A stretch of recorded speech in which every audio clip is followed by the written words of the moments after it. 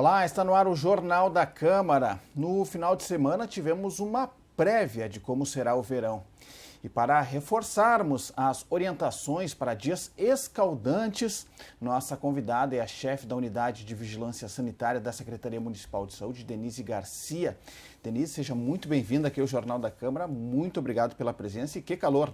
Que calor, né? Poxa, é por isso que nós estamos aí. Eu sou, além dessa chefia da Vigilância Sanitária, eu componho o grupo, que é o Centro de Informações Estratégicas de Vigilância em Saúde, que é o CIEVS. Então, nós pensamos em fazer uma nota, né, todo um descritivo de prevenção para que a gente minimize todos esses riscos, assim, que não são fáceis. Olha, o gaúcho se é desafiado a cada dia, a cada período, né? Ou é um frio extremo ou um calor extremo, né? Não tem meio termo, né? Isso. O que acontece com o nosso organismo, né, Denise, exposto a tanto calor, assim, como a gente viu nos últimos dias? Né? É um desafio, assim, porque as alterações de temperatura tendem a sobrecarregar um pouco o sistema cardiovascular, o sistema urinário, respiratório. Então, é muito importante que tanto as pessoas, quanto até a questão do próprios animais também, deve-se evitar movimentações do período das 10 da manhã às 16 horas, que é o período que o sol está bem mais intenso, né? E aí tem mais risco de maior exposição solar, de desidratação. Então tem que cuidar esse período, principalmente. A hidratação é fundamental, né, em dias assim, né, dias escaldantes assim, né? Mas não é, quando a gente fala em ingestão de líquido, também não é qualquer líquido, né? Ter uma prioridade por água, sucos naturais, né? Acho que é por aí, né? Isso, exatamente. Prioridade é água, sucos naturais, né? Que seja gelado, não tão gelado assim. E que se tome durante vários períodos ao longo do dia. Não adianta querer tomar de uma forma única que daqui a pouco pode acabar causando um desbalanço também. Então é importante que as pessoas estejam atentas, a gente tem que pensar muito nos bebês, nas crianças, idosos, pessoas com alguma comorbidade, que elas tendem a ficar mais fragilizadas com essa questão do calor. Então tem que zelar mais por essa questão assim de uma hidratação adequada ao longo do dia, né? E ter essa prevenção, assim, consumir alimentos de forma controlada também. E se tiver que ir para a rua, que utilize protetor solar, né? Que se utilize alguma proteção extra também. Quando a gente fala da ingestão de líquidos, né? E a Denise trouxe bem, frisou aqui, né? A água, né? Primordial, né? Alguns sucos naturais. O impacto também do álcool, né? Porque com o calor também as pessoas acabam ingerindo mais bebidas alcoólicas também, né? A reação do nosso corpo em uma temperatura tão alta assim, com ingestão de álcool, como é que isso também não reage, é adequado, né? Tende a causar maior desbalanço. E eu trabalho para uma equipe de unidade de vigilância sanitária. Então, nós fazemos essa fiscalização dos eventos de massa, como nós tivemos recentemente. Então, é fundamental que a água esteja disponibilizada para as pessoas. Se for consumir a questão do álcool, reduza, né? Utilize, se hidrate com a água para não desidratar mais ainda.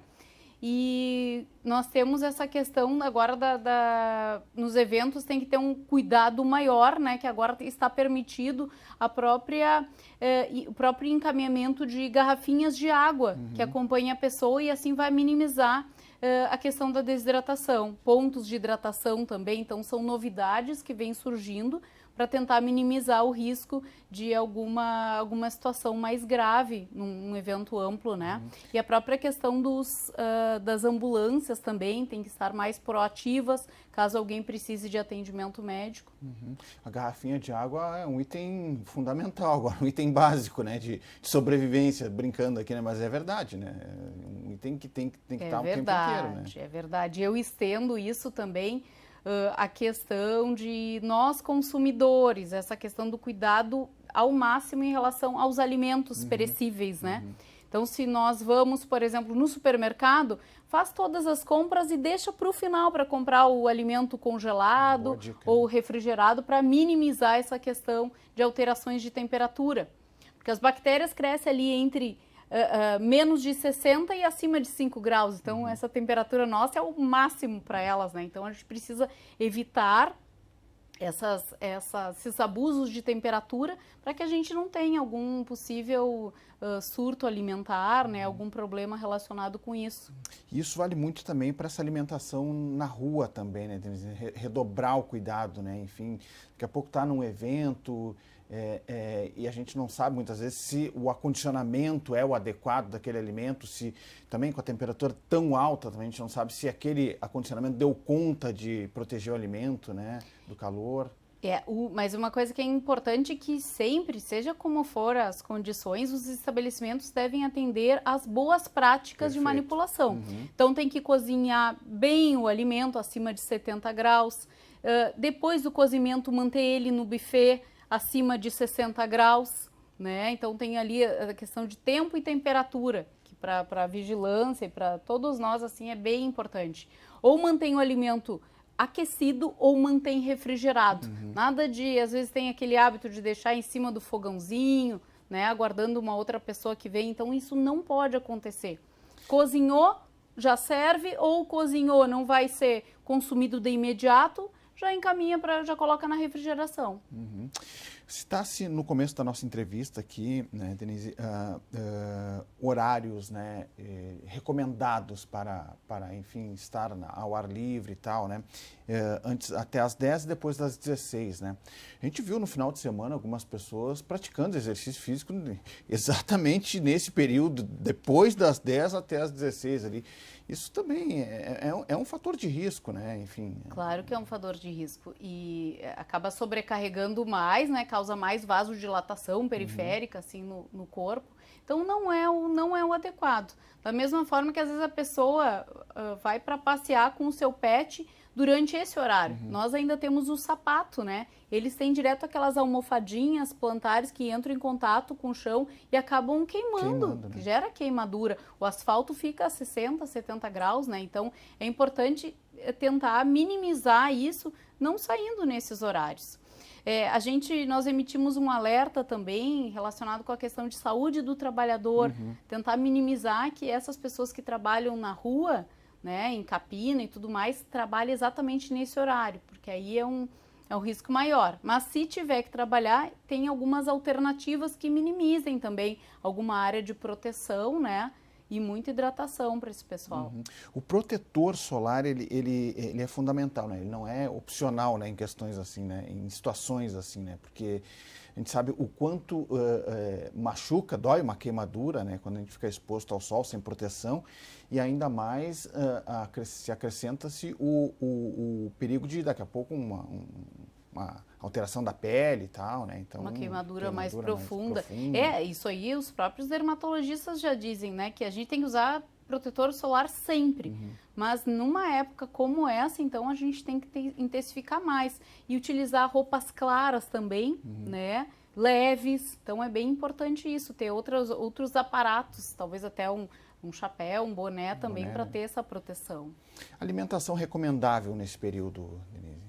Que seja o mais leve possível, né? Eu acho que todo mundo sabe, assim, consome um não alimento com sopão, mais... Viu? Não, nem sopão, nem, né, muita fritura também. Então, tentar ser o mais leve possível, assim, né? Conforme o seu gosto, mas que seja uma proteína, né? Que tenha bastante opções de frutas e verduras também. Então, isso é bem importante.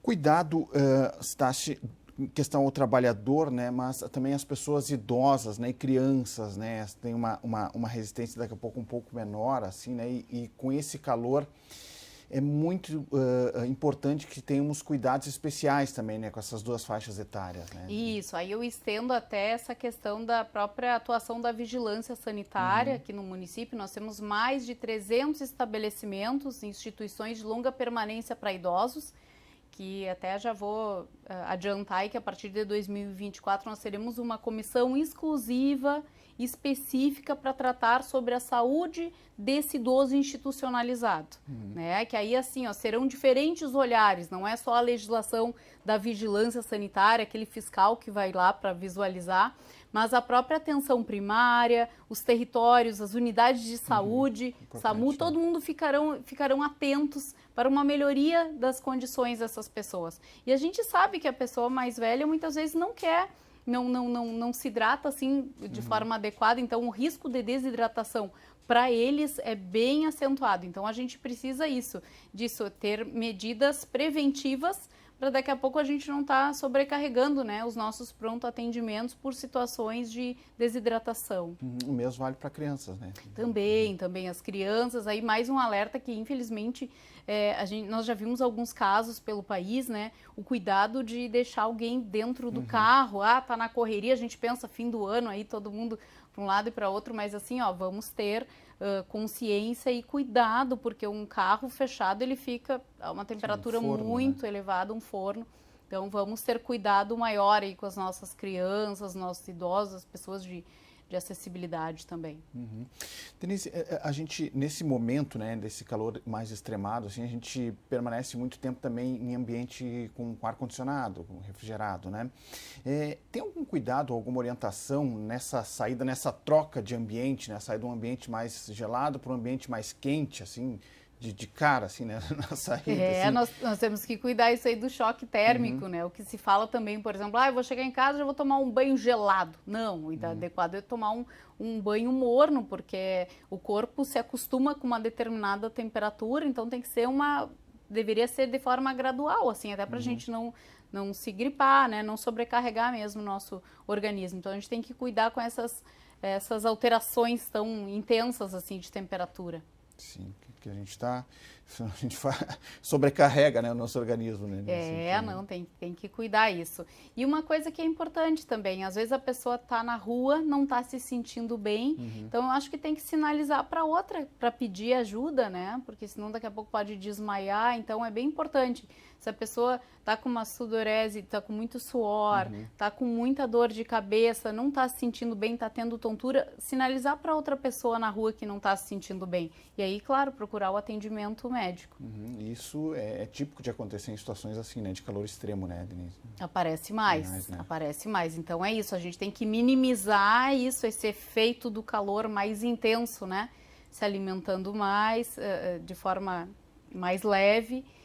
E o consumo de água, assim, ao longo do dia. Mas a água, né? Não refrigerantes e evitar doces também. Então, mais a questão da hidratação pelo H2O, essa nossa fórmula aí que é tão importante para a nossa vida. Muito bem. Denise Garcia, chefe da Unidade de Vigilância Sanitária da Secretaria Municipal de Saúde. Denise, quero agradecer aqui a tua presença no Jornal da Câmara, trazer essas dicas valiosíssimas, né? Porque o verão nem começou, né? E a gente já teve uma prévia do que vem pela frente aí, né? É isso mesmo. Mas eu que agradeço pela oportunidade, né? E a Vigilância Sanitária do município se coloca sempre à disposição, sempre pensando nessa questão de prevenção, né, de situações que minimizem riscos à saúde do consumidor. É para isso que a gente trabalha. Perfeito. Denise, obrigado, bom trabalho, bom 2024. Muito obrigada para todos nós. Muito bem, o Jornal da Câmara de hoje fica por aqui. Confira mais informações do Legislativo no site da Câmara de Vereadores de Porto Alegre. Acesse também as redes sociais da TV Câmara. Muito obrigado pela sua audiência, você já sabe, a gente se encontra na próxima edição. Até lá!